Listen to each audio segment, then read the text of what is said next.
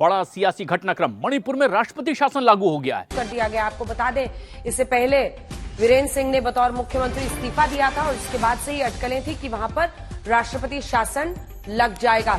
के मुख्यमंत्री एन बीरेंद्र सिंह ने अपने पद से इस्तीफा दे दिया था। दोस्तों, जैसे कि आप सभी इस वीडियो क्लिप में देख रहे हो, मणिपुर में राष्ट्रपति शासन लागू कर दिया गया है। आगे हम उस वीडियो क्लिप को पूरा देखेंगे जहां पर राष्ट्रपति शासन लगने का कारण और क्या हुआ था जिसके कारण से राष्ट्रपति शासन लगाना पड़ा। दोस्तों, जैसे कि आप सभी ने पिछली बार भी काफी वीडियो क्लिप्स को देखा होगा कि जहां पर मसीह लोगों के ऊपर काफी सताव हो रहे थे और ऊंच नीच जात के लोगों के कारण, और मणिपुर में दिन ब दिन बढ़ रही हिंसा को लेकर मणिपुर के सीएम ने भी अपने पद से इस्तीफा दे दिया था। आइए हम आगे उस वीडियो क्लिप्स को पूरा देखते हैं जहां पर मणिपुर के बारे में काफी कुछ बताया गया है। आइए हम उस वीडियो क्लिप को पूरा देखते हैं। बिल्कुल, गृह मंत्रालय का नोटिफिकेशन जो आया है उसके मुताबिक राष्ट्रपति शासन मणिपुर में लगा दिया गया है।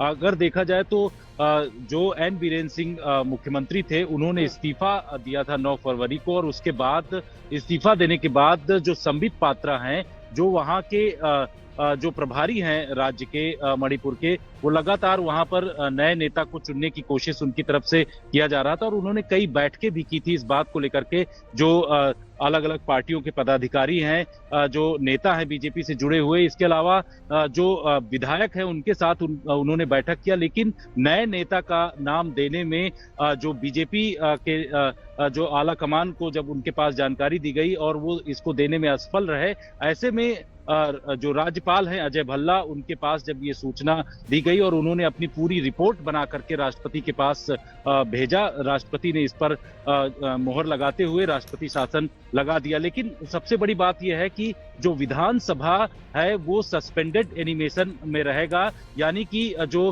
विधानसभा है वो भंग किया गया है। विधायकों को जो है किसी भी तरीके से उनके जो अधिकार हैं उनको किसी भी तरीके से भंग नहीं किया गया है, ये जानकारी मिल रही है। इसके साथ ही ये भी पता चला है कि क्योंकि जो इससे पहले का सत्र जो मणिपुर में हुआ था उसके 6 महीने भी कंप्लीट हो चुके हैं। 12 अगस्त 2024 को इसके पहले का सत्र हुआ था और ये विधानसभा का सत्र जो है वो 6 महीने से ज्यादा उसको रोका नहीं जा सकता है। इसलिए भी जो है राष्ट्रपति शासन लगाने का एक माहौल बना वहां पर, और इसके बाद राज्यपाल ने अपनी पूरी तरीके की रिपोर्ट दिया, राष्ट्रपति के पास भेजा और अनुच्छेद 356 का अनुपालन करते हुए राष्ट्रपति ने यहाँ पर राष्ट्रपति शासन लगा दिया है। राष्ट्रपति शासन लगा दिया गया है, क्या कहेंगे आप? नहीं, ये पूरी तरीके से अप्रत्याशित नहीं है। 20 महीनों से हम ये मांग कर रहे हैं कि राष्ट्रपति शासन के अलावा और कोई रास्ता नहीं है। फरवरी 2022 को भारी बहुमत से बीजेपी और उनके सहयोगी पार्टी एनडीए को भारी बहुमत मिला मणिपुर में, पर 15 महीने के अंदर मणिपुर जलने लगा।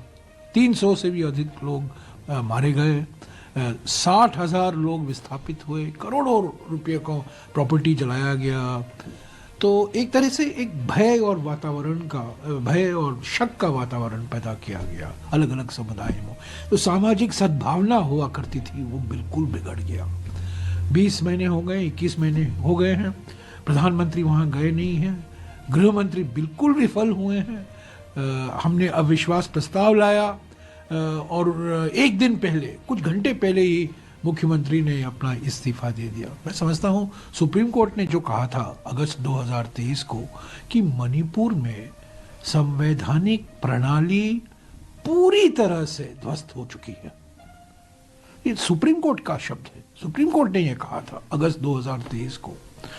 तो मैं समझता हूं कि राष्ट्रपति शासन लागू करना एक और कदम है, अच्छा कदम है, पर वास्तविक था, इसके अलावा और कोई विकल्प नहीं था।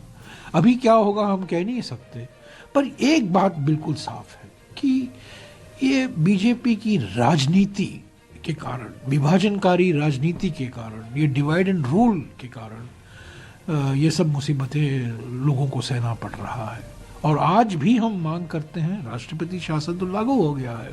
अभी मुझे जानकारी मिली है आज पार्लियामेंट में कि प्रधानमंत्री 23 या 24 को गुवाहाटी पहुंचने वाले हैं। वहाँ कष्ट करें वो प्रधानमंत्री, थोड़ा आधे घंटे का एयरक्राफ्ट लेकर इम्फाल जा सकते हैं, 1-2 दिन वहाँ रुकें, हीलिंग टच वहाँ की शुरुआत होनी चाहिए, सामाजिक सद्भावना लौटानी चाहिए मणिपुर में। राजनीति अपने स्तर पर है, पर अभी जो सबसे महत्वपूर्ण मांग जो है लोगों की है, एक सद्भावना, शांति, स्टेट एडमिनिस्ट्रेशन कुछ संवेदनशील तरीके से प्रभावशाली हो, जो लोगों की मांगे हैं उसको सुने, उसको पूरा करें। तो उम्मीदें तो बहुत हैं, पर सबसे बड़ी उम्मीद है कि प्रधानमंत्री जाएं।